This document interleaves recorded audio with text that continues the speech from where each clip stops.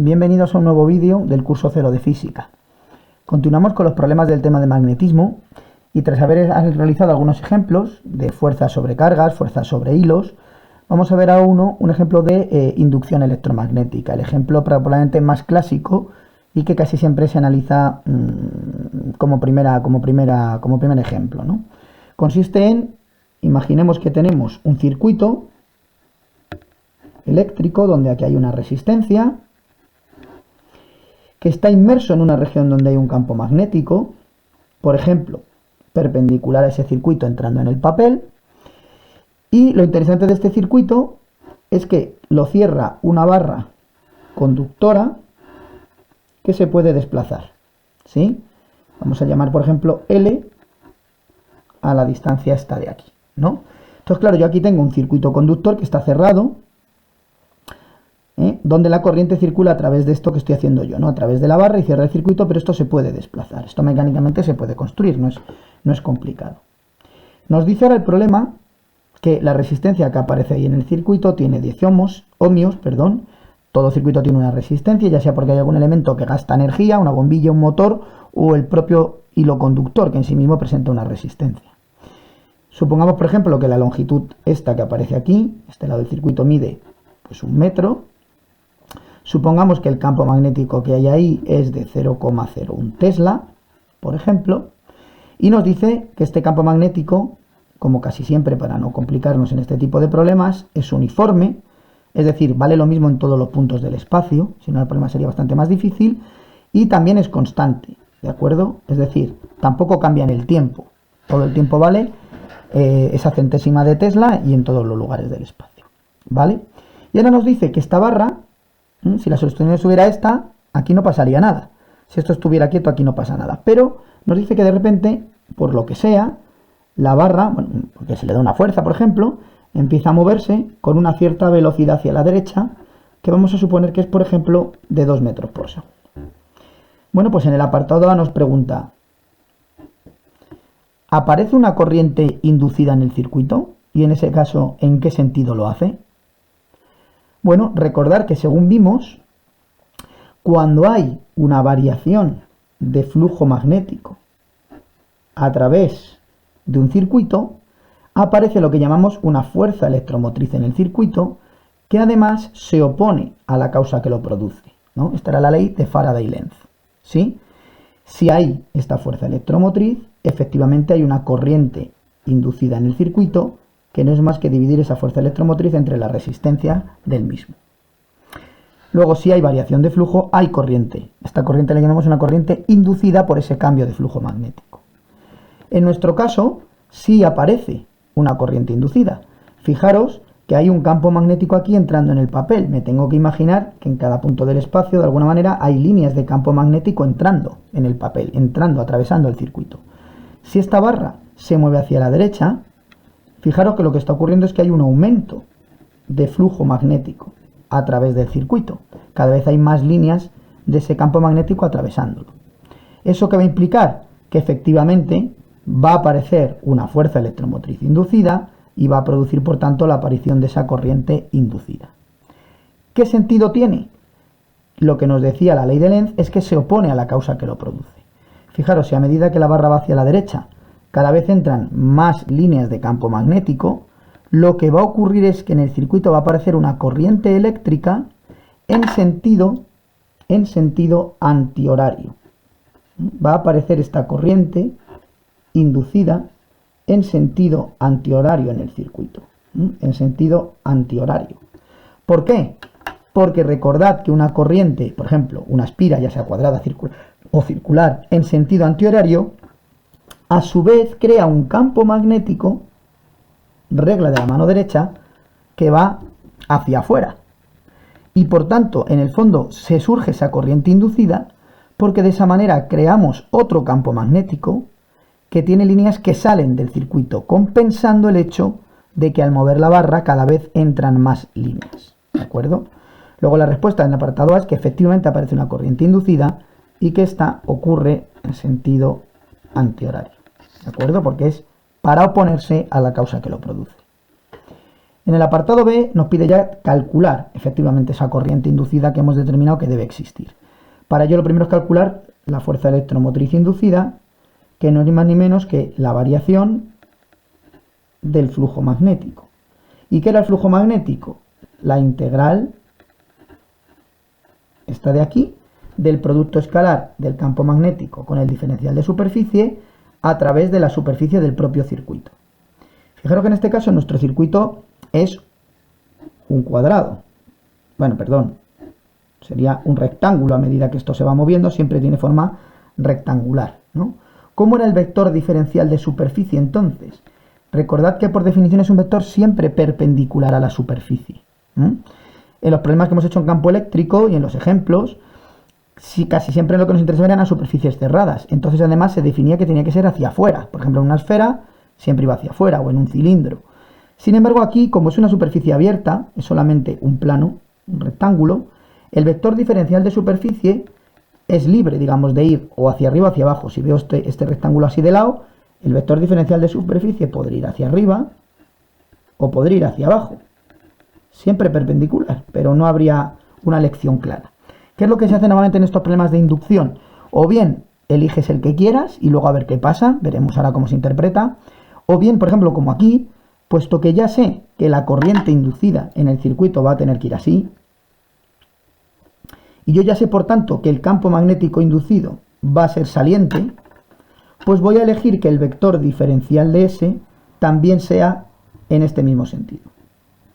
O sea, podría ir hacia arriba o hacia abajo, elijo que vaya hacia arriba, que es la dirección de ese campo magnético inducido también, el que crea la corriente inducida. ¿Vale? Vamos a ver qué ocurre entonces en esa situación. Podría elegir la contraria, luego lo discutimos. Bueno, en ese caso, tengo aquí la primera parte, y ahora tengo un producto escalar, y tengo dos vectores. Tal y como yo he elegido el diferencial de S hacia arriba, fijaros que los dos son antiparalelos. B va hacia adentro, este es el campo magnético que existe a priori, no el inducido, va hacia adentro, mientras que este lo he elegido hacia afuera. Luego es menos módulo del primero, módulo del segundo. El menos porque es el coseno del ángulo que forman y ahora los he elegido antiparalelos. ¿Sí? Sigo aquí abajo. Fijaros que ese menos, me cancelo el que hay fuera y tengo esto de aquí. ¿A lo largo de qué superficie? De tu circuito. ¿Sí? Bueno, el campo magnético además hemos dicho que es uniforme. Vale lo mismo en todos los puntos del circuito. Por tanto, lo puedo sacar fuera de la integral. Tengo entonces la derivada con respecto al tiempo. Voy a ponerle ya un paréntesis porque si no se va a ver esto un poco raro. B diferencial de S. Y entonces tengo que hacer esta integral. ¿Esta integral qué es? Sería dividir mi circuito en pequeños trocitos y sumar. Fijaros que lo interesante es que el área del circuito va variando. Por eso hay una variación de flujo magnético. ¿Y cómo varía ese área? Bueno, una manera de hacer esto sería pensar que el área, voy a seguir también aquí abajo, venga.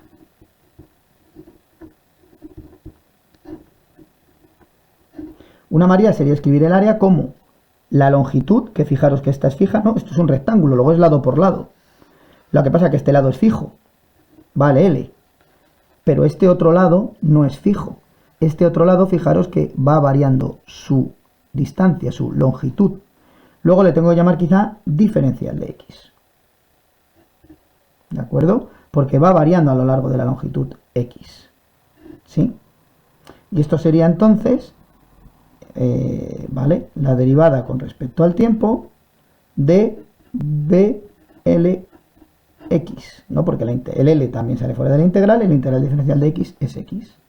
¿Sí? Esto sería, fijaros en el fondo, que es esto no ni más ni menos lo que decíamos aquí, el área del rectángulo que tú estás haciendo. Un lado mide L y el otro mide una cantidad X que en realidad va cambiando a medida que se va moviendo la barra. Fijaros que ahora, si hago la derivada de esto, B es fijo, L es fijo, y la derivada de X con respecto a T no ni más ni menos que la velocidad con la que se está moviendo la barra.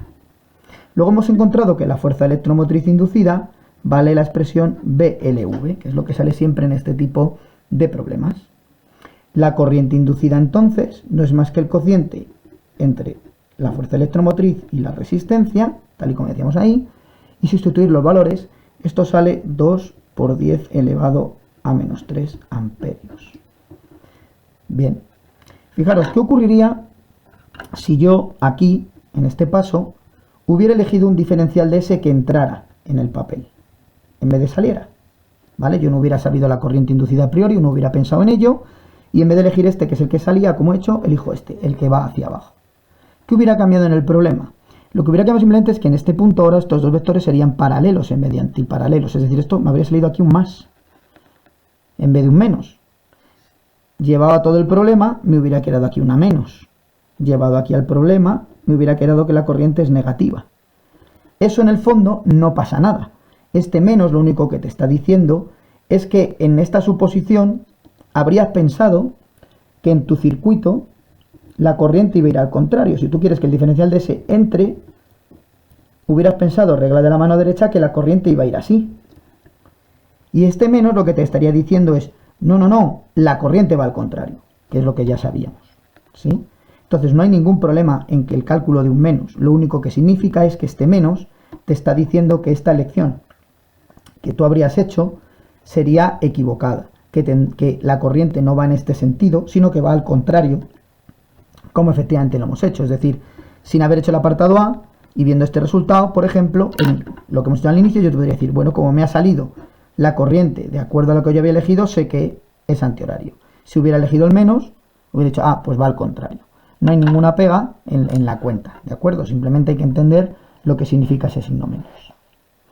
Vamos a pensar, o vamos a continuar el problema ahora con un posible apartado que nos podría decir, por ejemplo, ¿qué fuerza experimenta la barra?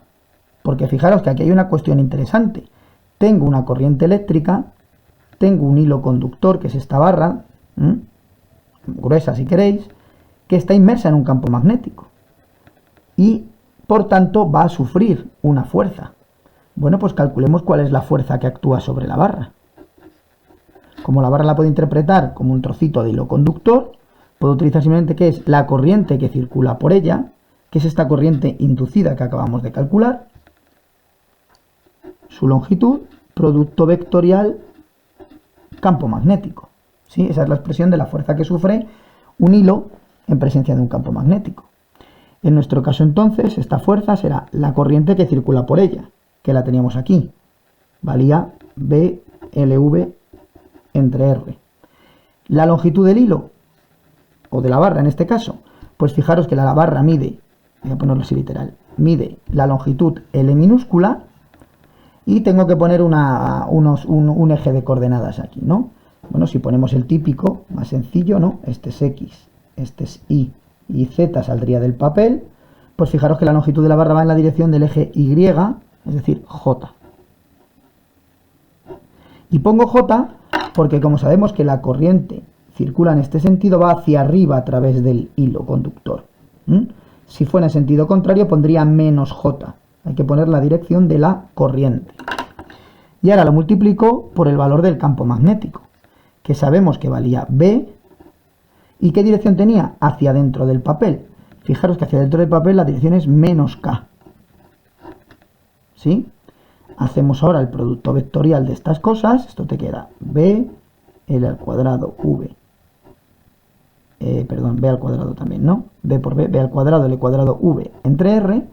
Y si hacéis el producto vectorial de los dos vectores, te va a salir que esto va en la dirección menos I. Que sustituyendo los números, te sale menos 2 por 10 elevado a menos 5 I newtons. ¿Vale? Bien, fijaros que esto está de acuerdo a la regla de la mano derecha, ¿no? He hecho J por menos K, me queda menos I. Fijaros que entonces esta fuerza que hemos obtenido aquí es una fuerza que actúa sobre la barra hacia la izquierda. Es decir, que al aparecer esa corriente inducida en el circuito porque hay una variación de flujo magnético, también en ese mismo momento aparece una fuerza que empieza a frenar la barra. La barra se movía hacia la derecha, mientras que la fuerza empieza a frenar la barra. Y eso es justo consecuencia de lo que hablábamos, que intenta ponerse a la causa que lo produce. Ojo, ojo, no te muevas hacia la derecha, que aumenta el flujo magnético. Aparece una fuerza que lo intenta frenar. Si en algún momento del cálculo os habéis equivocado, a lo mejor en alguno de estos signos el producto vectorial y os sale la fuerza hacia la derecha, estaría mal. Uno tiene que interpretar, no, ojo, la fuerza se tiene que oponer, tiene que ir frenando la barra, porque el fenómeno es que la inducción se opone a la causa que lo produce. ¿De acuerdo? Si yo, por ejemplo, quisiera mantener esta barra en movimiento todo el tiempo, tendría que aplicar una fuerza que compensara esta, ¿no? Por ejemplo, si yo aplicara una fuerza sobre la barra extra ahora, que valiera más 2 por 10 a la menos 5 newtons, pero positiva hacia la derecha, podría compensar esta, la fuerza resultante sería 0 y se movería la barra todo el tiempo con velocidad constante. Pero si yo no hago nada, la barra se va a empezar a frenar y, consecuencia de ello, se va a acabar parando. ¿De acuerdo? Bueno, pues hasta aquí este problema clásico sobre inducción. ¿De acuerdo? Espero que os resulte útil.